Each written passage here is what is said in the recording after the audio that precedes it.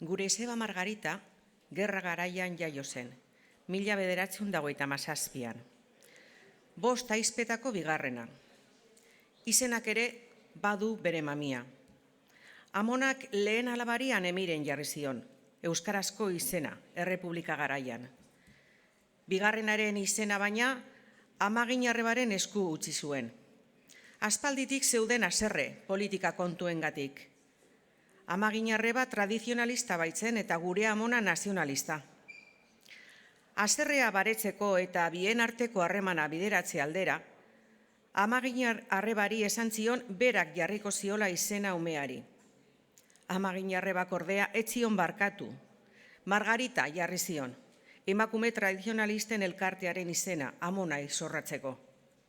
Eta horrelaxe geratu zitzaion betiko Margarita izebari.